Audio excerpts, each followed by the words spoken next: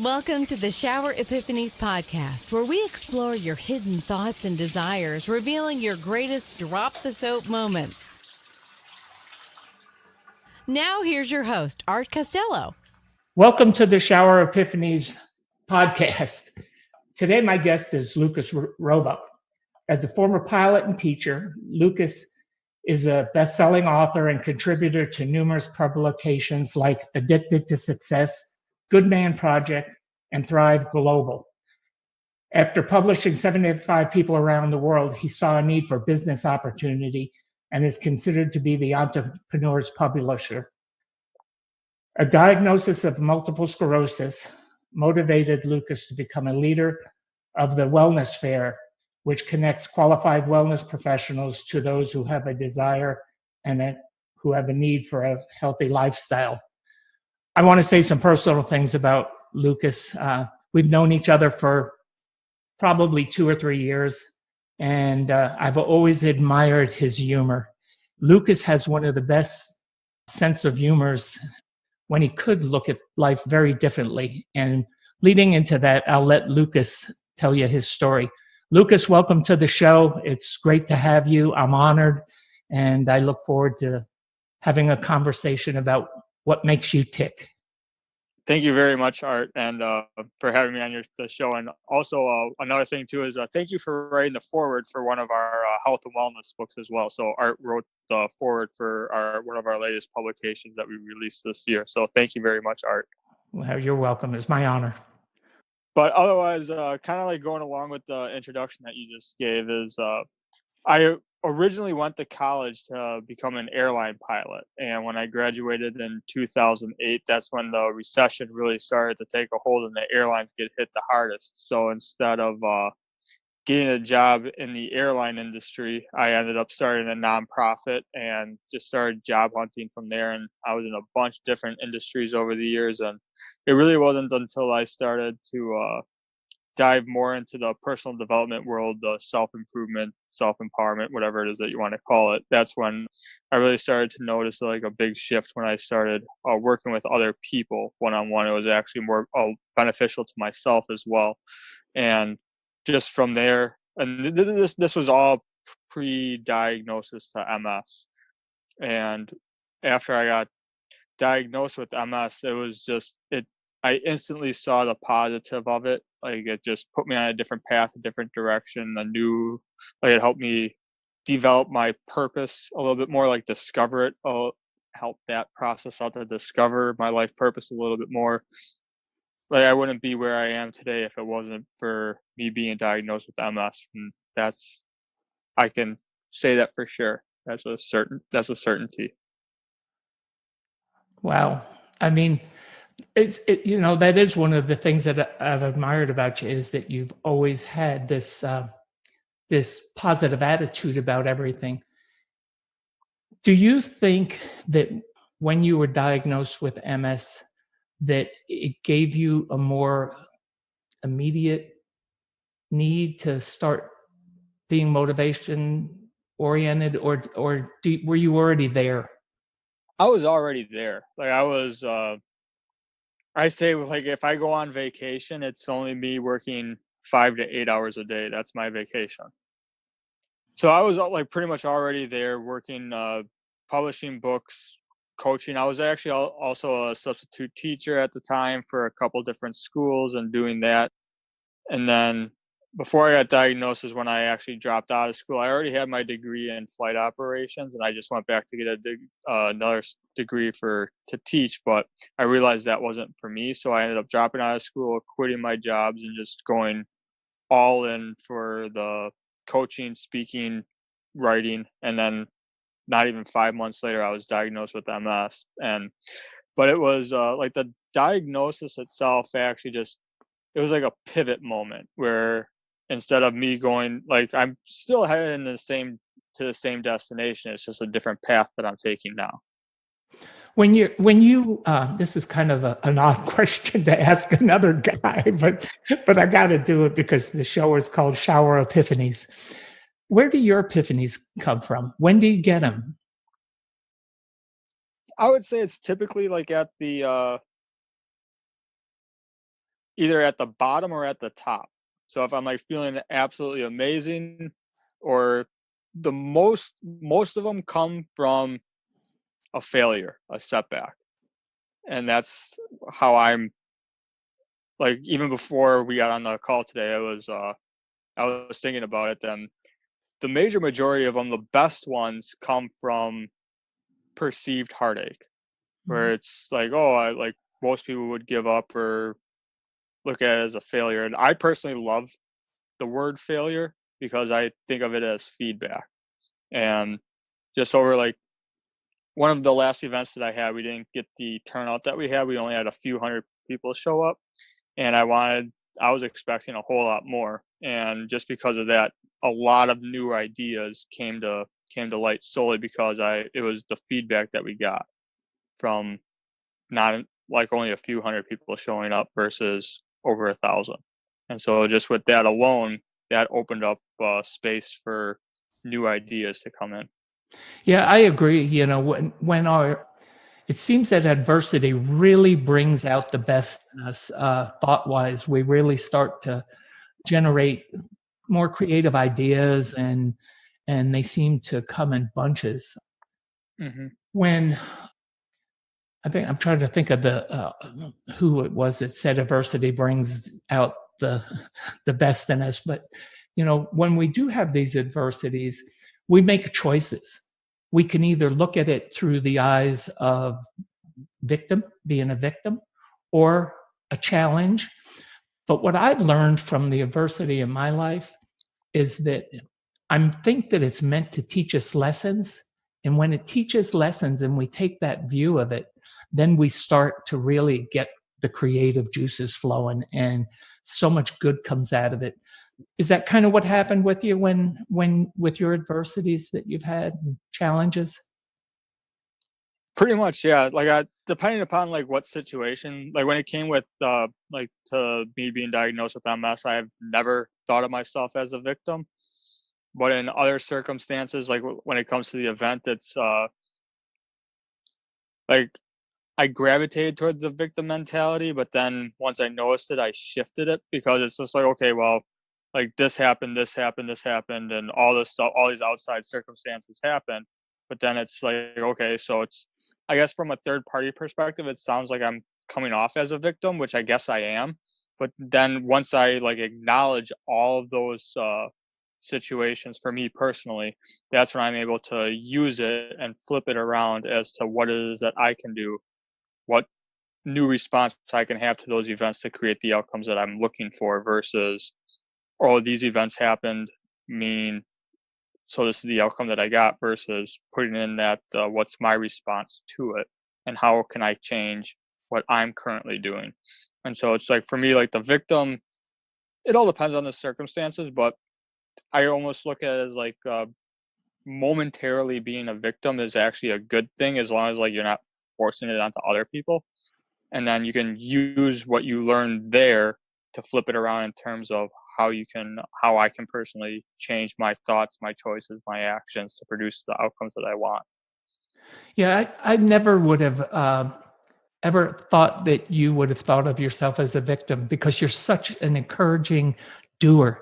And I Mm-hmm. use that word a lot, because when you start doing, it just creates more, and it creates abundance. It's Mm-hmm. victims that, what I consider a victim is somebody who wallows in their hurt. And I agree, we all at some point have that thought go through our heads about being a victim of some sort, you know, in various degrees. But it's the person that stays there in that space for long periods of time, you know, because we all grieve differently. And, you know, victimization in a way is a process, a part of grieving. You know, when I lost my wife, I grieved for, you know, really in not a good way for 3 years. And until I laid on my back and had a conversation with God on the lawn of my ranch, did I change it. And I made a conscious choice from that conversation I had with him to get up and get doing. And I went in and started writing, and that's how my book, Expectation Therapy, came about. Wow. So, you know, we all have things happen to us, but I thought what was really interesting is you saying that you recognized it and chose to do something about it. Let me ask you this question. Can you tell us specifically when you got those feelings and what your choice was, what the choices you made that brought you out of that state of victimization into using it as a learning experience? Is there anything specific that you can identify? I'm not sure if there's something specific that I can identify, but when it comes to like when I'm a victim, when I choose to make myself a victim, it's almost just saying, okay, well, this happened, this happened, this happened, this happened, without putting too much thought into, okay, I need to have positive languaging. It's just almost just like a brain dump on paper, where it's like, okay, well, this happened, this was the result, and so it's like I am a victim of the circumstances, and in terms of like a bird's eye view on that. But then it's like after you acknowledge everything, you become aware of as much as possible of why you didn't get what you wanted, or why everything is always happening to you. Uh, then it's all like, now it's just like, okay, now you have all the puzzle pieces there. So then, yeah, it just comes down to the choice of, you can either choose to remain the victim, or you can choose to actually use that feedback, all that, all the facts that are out there, to use to your advantage to change the outcomes next time around. Because as I mentioned, like, failure is only feedback. The only time that real failure occurs is when you stop trying and give up. Yeah, because I look at things as everything in my life is a learning experience. It's meant to teach Hmm. me lessons for me to grow. So Hmm. that's how I look at it. But yeah, I love it, and I love that you're always active. You're very active in doing. You're always creating, but you do it with a sense of humor. How do you keep your sense of humor so intact when you're going through some of the things that you're going through? I have no idea. It must be my upbringing or something, just because I'm a Italian, I'm Sicilian and Polish, and on both sides of my parents' families, they're really big families, and so it's you need to have like a sense of humor and sarcasm to survive in those families. Which brings me to something that I'd like to ask you about. What was your upbringing? How were you brought up? What was your early life like? I'm always interested in it because mine was so bad. And I Hmm. love to hear people's stories of who was the influencer in your life? Who is it that really made Lucas Lucas? Do you know, or was it a conglomerate? Because I heard you say big family. Was it a Yeah. conglomerate of that? Or how would you describe it? Well, I have three sisters. I'm the only boy. I have no brothers. I would even ask my parents every single Christmas and birthday for a brother, and Santa Claus never followed through on that one. But like, growing up, I was raised Catholic, went to Catholic schools all the way through college. Well, college wasn't Catholic. I can't remember what denomination it was, but it was Christian. Um, and my parents were and still are together. Same thing with like all my aunts and uncles. And it was mainly just a very close, tight knit family on both sides. It's kind of funny, like, today, my sisters, to me, like, today, my sisters are the most influential people. They're my best friends, and I've also noticed that I'm surrounded by women all the time. No matter no matter where I go or what I do, I notice that I'm either the only guy there or one of the very few guys that are there. But it's mainly like I'm the only male in the room, and it just happens. It's something that, like, I don't even expect it, but it just happens, and I guess I kind of do expect it now because it's been going on for so many years. But even for like events that I organize, it's just predominantly female. And so, like, the biggest, I'm not really 100% sure on how to answer your question other than what I just said. Well, I think you did a great job. I mean, because, I came from a shattered family and never had close. I mean, I love my sister dearly. My brother passed away last June. And My sister has health issues, but I had chosen at an early age, 16 to 17, to go into the Marine Corps and leave the environment I was in because it was so toxic. Uh, Toxic for me. It was toxic for everybody in my household. And Vietnam kind of brought my family, my mom and dad, back together, and they moved away from where they were living at the time to back to the big city. I don't know how familiar you are with my story, but anyway, I never had a structured background, and that's why I'm so interested in people's backgrounds and in who the influencers were. And I was also raised Catholic. My way my parents raised me Catholic was they dropped me off in front of the church on Sunday and picked me up when Mass was over. But I went to Catholic school, and the discipline of that was really influential upon me. But then when we moved away from that environment and I went to public school, I thought I knew everything because I was so far. I mean, we were reading Shakespeare in third and fourth grade, and just very, I was taught by priests, so they were very driven to have us know Latin and all of those things. So, it was just very different for me. But then all of a sudden, when I was 9, it just all fell apart. And that's why I'm so interested in what makes people tick and how they think and what their influences were and how they expected, because how you expect, I think, is really, and I'm talking to you personally, because I've read a lot of your stuff and I see it on social media and all that. And I always love the positiveness that comes out of it. And I'm just really interested in how you got that positive flow going through you. And because I don't think it just happened. I think that you've developed that. And I may be wrong. I'm open to it. Let me know what your thoughts are. Well, you're both right and correct and wrong on all at the same time.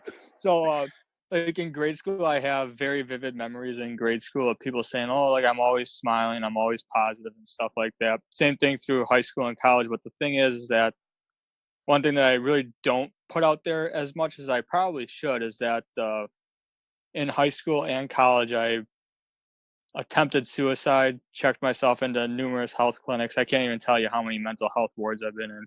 And they were all like voluntary. I was forced into one. I would say like the biggest influence on me at that time, as well as still today, was Bob Proctor, where his videos on YouTube saved my life to where like I just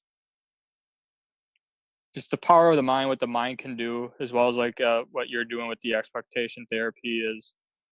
It's not really like, oh, like I'm doing an affirmation saying, oh, I am happy. That's more destructive than it is beneficial to somebody that was in my situation. But it was just knowing that you can change your thinking, you can change your life, you can change your results. Just knowing and actually believing that to be true was one of the things that really got me through all of that, as well as it set me up a whole new paradigm, a new way of thinking, a new perception on the world, so that when I did get diagnosed with MS about a decade later, that's when I just instantly saw the positive of it. So if I would have got diagnosed with MS about 5 or 10 years earlier, which I could have if I would have went to the hospital when I was experiencing symptoms, it definitely wouldn't have turned out the way that it did. So it's funny how things work out to be beneficial in the end, because if I got diagnosed at the right time, where if I would have got diagnosed when I was going through what I was going through when I was in my very early 20s, late teens, who know, I don't even want to think about what could have happened. But just by me choosing to focus on the Bob Proctor videos, believing him, putting in the work, reading a lot of personal development books, like a ton of them. I have a bookshelves full of books that I've read, and it's just knowing, believing that you can change your thoughts, because that's the only thing that we can control in the world. We have 100% control over our thoughts, and so it's a matter of taking control of that and thinking what it is that you want to think in order to create the results that you want to create. And I made a promise to myself that I would never attempt suicide again. And I haven't even thought about it. Obviously I'm thinking about it right now, but I know. it's a whole I know different what you world mean. now. Yeah. I had when I was a mental health counselor, I had a terrible experience with suicide. We had an 18-year-old patient, and he called me at midnight one night in San Diego, and he said to me, Art, he said, he had been in our facility for like a month, and I had established a really close relationship with him, and on a counseling level. And he called me and said, everything is great. He said, I'm starting college. Everything is super. I'm so happy. I got a call the next morning from his parents that said that he had put a gun to his head at college next to a tree and taken his own life. And I was so devastated by it because I didn't see the signals. And I made a choice then that if anyone ever said to me that they were thinking about suicide, that I would do everything in my power to read the signals and understand and help them. So I care about people who have thought about it, who have, those kinds of thoughts. So it really, what you just said really has a big effect on me. And if you don't mind, I'd like to just ask you a couple questions, about what I'm trying to word this right without getting too invasive. Don't worry about getting invasive. I'm an open book. Okay, I am too. So, what had gotten you down so bad that you had even brought those thoughts into your head? Outside circumstances. I allowed the outside world to affect my inner emotions, I guess. Self-pity, not wanting it, knowing that my life wasn't what I wanted it to be. Mm-hmm. And I guess like now looking back on it, it was it's pretty much what everybody's going through, except I took it I looked at it differently, which is we're expected as a society, we're expected to do certain things and be a certain person, and we have to fit in a box that the schools put us in. And it turns out that I wanted to be my own person rather than being a part of like the status quo of doing what you're told when you're told and how to do it versus just being me. See, I can identify with this, and it fits right into my expectation therapy model of what I've done, because what I try to do with people is strengthen their inner resolve, because how we expect makes such a difference in how we perceive and what our perception is of the world. And, I see our expectations as through two lenses. We either see it through faith or fear. Of course, we know what fear does, but faith comes in a lot of different forms, and it propels us. And that's what happened with me because when I was really young in nine, and we moved from this urban area to this rural area, I had no friends. I had no baseball. I had nothing in my life that I wanted. I used to go to the top of that hill and have the conversation with God because I didn't know if I wanted to live. I hadn't thought about taking my life because I didn't know what it really was at 9, or how you would do that or anything. But I knew that I was in circumstances that were just devastating, and it was drawing me down. And when I went to that top of the hill and I heard the voice that said to me, just be faithful, my whole world changed, because I knew in the end, everything was always going to work out the way that it was supposed to. And that it was my job to be faithful and just keep doing things that were going to be right, going to be, just the best for people always. And that's what really propelled me. And I hear the same thing in you. Once you had that conversation with yourself and figured out that all this is going on, all this I don't want to call it tragedy, but all this pressure that we receive and all these different influences, they don't matter. It's what you and your heart and you and your gut and you and your brain think and how you think that propels you forward. And you've done an amazing job. You're such a doer, and you're always doing stuff. I just love it.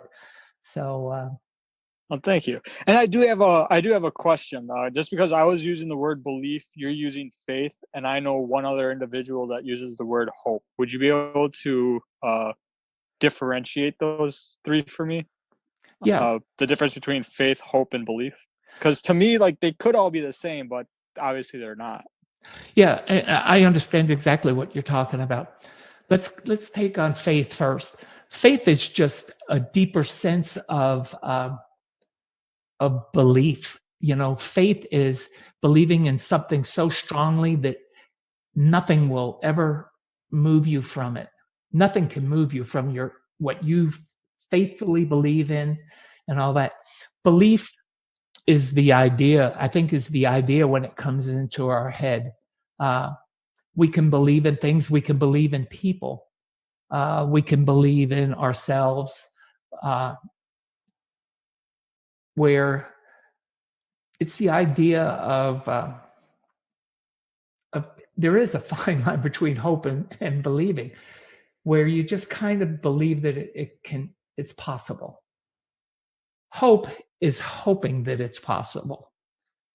So, it's probably faith, belief, and hope are really just different forms of how you're hoping things come about. Mm-hmm. Does that make any sense? It's So like hope is like just a fantasy idea. yeah, Belief is a stronger hope. a stronger idea, almost like an emotion. Faith is like a way of being. Yes, I believe Okay. that faith is a way that we live. All right. Or not a way how we live. Okay. How we perceive. A lot of it has to do with our perception and our in how we see the world. Because I wrote an article one time on perception, and perception is just how we see our world around us. Perspective. The difference between perception and perspective is how our mind operates, how our mind processes it. Perception is what we see. So we have to have all the combination of our perspective and our out goes the word out of my head again. Perception and perspective all work together, but there's such little minute things that make them different. Perception is more seeing it, and perspective is more feeling it, I guess. Okay. Is the way to put it.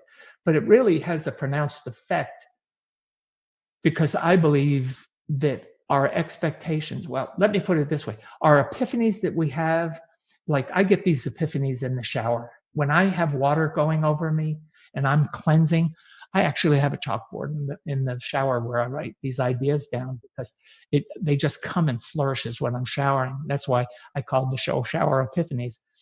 But we can have them anywhere. But an epiphany is the precursor to an expectation. What separates the two is taking the epiphany and start to process it into an expectation.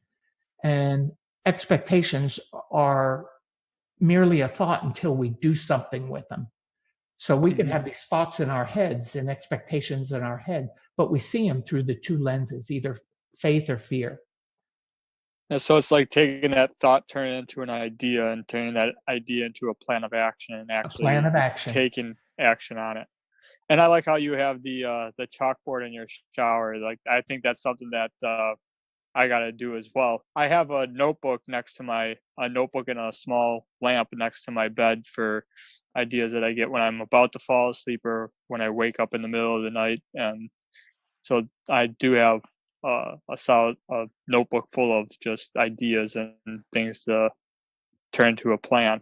Those are the epiphanies. When you have, Okay. when you have those when you're just falling to sleep, some people have them in the shower like I do.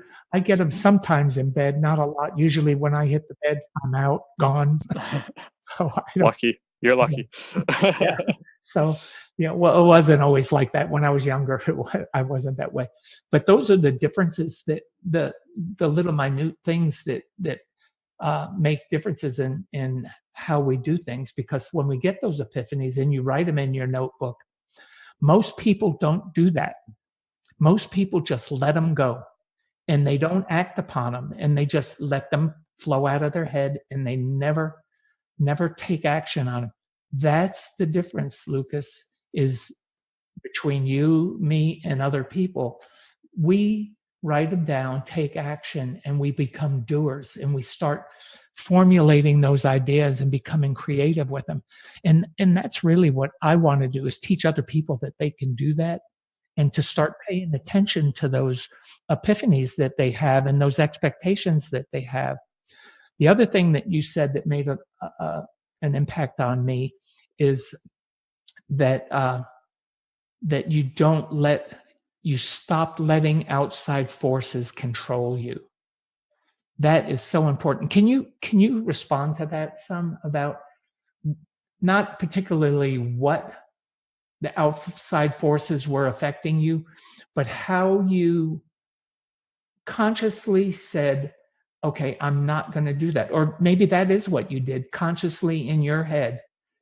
You said, I am not going to let these things bother me anymore, and I'm not going to let them affect me. And I am going to become Lucas J. Robak, and I'm going to live my life my way, and I have to pay the consequences of my behavior, and I have to own it. Yeah. So I guess 3 things come to mind, just so that I get them out there and I don't forget this. One is Jeff Olson's book, The Slight Edge. The next one would be Jack Canfield. I went to a Jack Canfield event and he talked about the white light, as well as the third thing is the ability to say no. And that was one thing where I've learned how to say no. And like when it comes to saying no, it's like I'm not trying to be tactful. Like granted, now I need to learn a little bit more of emotional intelligence and tactfulness when I say no. But like I'll just bluntly say no. Like no, I don't want to do it. But to know when to say no, it comes back to Jeff Olson's book, The Slight Edge, and that's just doing the right things every time. So if you feel like something is right or wrong, and those emotions happen instantly. So if you know something's right, do it. If you know something's wrong, don't do it. And that's how you base all your decisions on. And so if something's not right, if I personally feel like something's not right, or if it just doesn't make logical sense, I have no problem saying no. And then when it comes to like the white light that I learned from a Jack Canfield event was anytime that you're in a negative situation or you're feeling down, you feel like you have low energy or whatever it might be, imagine yourself surrounded by white light. And just by doing that, that will protect you from negative outside stimulus. And so just with those 3, it's like anytime I'm in an environment, I'm thinking of a couple of examples, which is why I'm giggling, is of with negative people. You can still feel great, still have a smile on your face, and be around them. It's just a matter of what you're doing inside your mind, and that's what I do is I visualize a white light, as well as I'll say different affirmations depending upon the circumstance. And just with those 3 alone, that helps me. Like I'm not sure if that could help somebody else, but I figure if Jack Canfield and Jeff Olson both are as big as they are, it's got to help a whole lot more people than just me. Oh, absolutely. Absolutely. And I always think I'm always so open-minded about things. if it works for you, use it.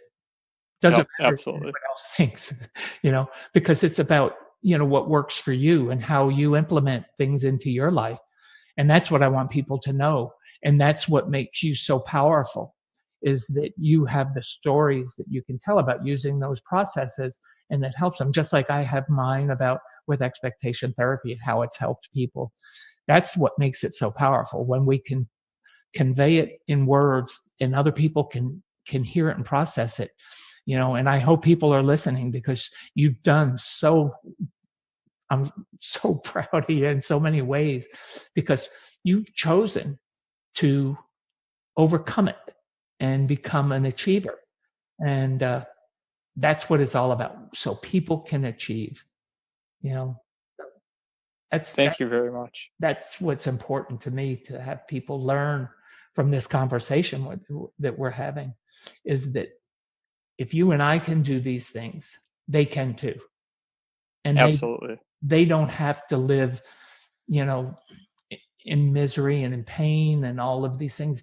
We can choose to be happy, and we can choose to become fruitful and have abundance and all that. And I'm not talking about money, because money isn't always the answer to everything. It's nice. It just affords us the opportunity to buy stuff. What I'm talking about is the happiness that comes within your heart of helping other people, or helping yourself, and creating things for your family that go on for years and years and become your legacy, because your legacy is powerful. Thank you.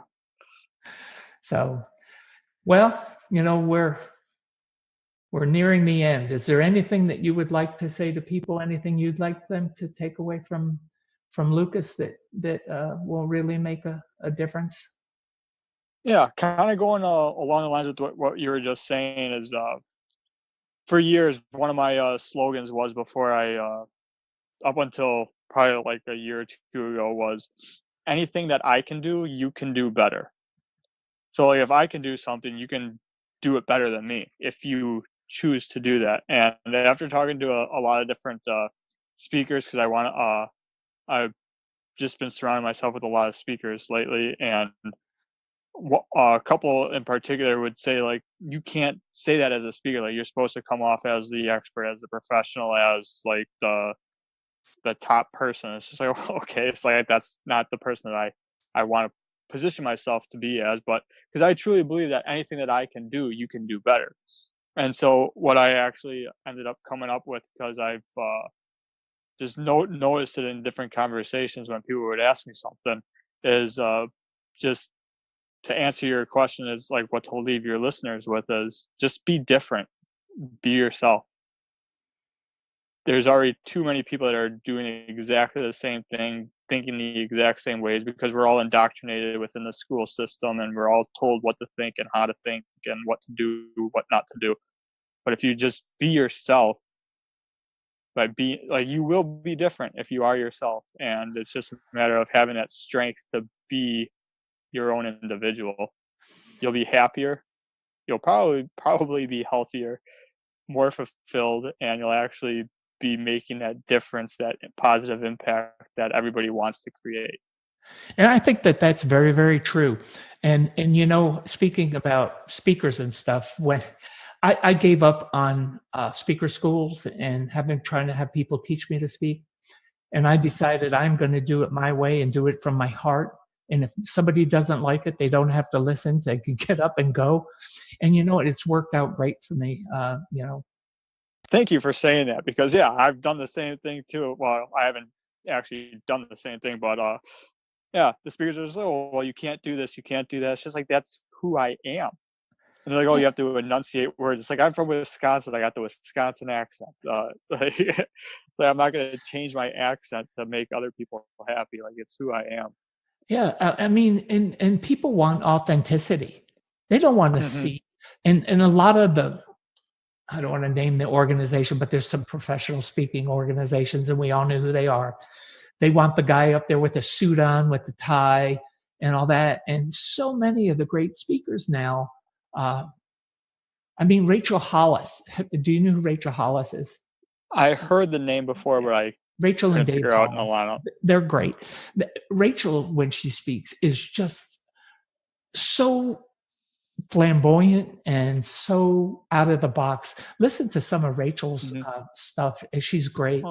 And you know, if you tried to put Rachel in a three-piece woman's suit on a stage, she would not be half as effective as she is. She's so effective because she's so real. And that's what we need more of. We got to get away from this phony, you know, and not that these people are phony. It's just that they're packaged, that you they're playing the part. The part. You got to comb your hair and have it waxed down. And it's kind of why I like Gary Vaynerchuk. Granted, he cusses a little bit more than I would like, but he just wears a t-shirt. Literally like what I would wear as my undershirt. Yeah. That's what he has on stage. Granted, he also has the authority and credibility to be able to pull that off, and people still will pay thousands of dollars to listen to him, but he's authentic. Yeah, and he's done that. Is there anything else that you'd like to add that you can think of that'll make a difference in people's lives? Oh wow. So it's like where do I begin on that one? I would say like it would all just come down to reading. And people are just like, oh, like when I talk to people in a conversation, they're like, oh, well, yeah, I read that. And then they'll talk about the audiobook. An audiobook is not the same as actually picking up a physical book and reading it, because by reading it, granted, you might like consume information better auditor, like through listening to it versus reading it. But by reading it, you're actually exercising your brain and you're putting positive information in. So it's like just reading nonfiction, personal development, self-help, success books, or whatever book it is that interests you in terms of what path it is that you're on, what industry that you're going down. Because I could say, oh yeah, well, read this business book, but maybe a whole different genre would be better because you have no desire to be an entrepreneur. So maybe some business books wouldn't be suited for you. But it's just getting that positive information in on a daily basis. And by reading, you're also exercising your mind at the same time. Because by listening to an audible book, you can get distracted and the book will just keep going. Granted, yeah, you can, like, there's when you're working out, driving, exercise, doing a bunch of different things, audible books work, but the actual act of sitting down and reading, to me personally, I think is very beneficial to everybody. Yeah, I'm old school. I have to read it. I have to have the book in my hard thing. I don't have an audio book. My wife listens to audiobooks, but I read. I like to read and get something different about it. And I think you're right. It is about exercising the brain. So absolutely, yeah. And I read with a pen too, so it actually takes me longer to read. And I just go through pens every year. I'll go through like a couple pens just because I read. That's good. Well, where can my guests learn more about you? You can go to lucasrobak.com. And if you're on social media, just any social media channel, it's at Lucas J. Robak. Well, Lucas, thank you for being with me today. And again, I'm always here for you. And it's been an honor and a pleasure doing this interview with you. And I look forward to it. Thank you so much, Art, for this opportunity. Okay, we'll see you soon. Thank you. Yeah, you will. Thanks for listening to the show. Drop us your comments and questions with what you want answered on the show. You can subscribe on iTunes and Binge Network. You can also get more information on the website, expectationtherapy.com.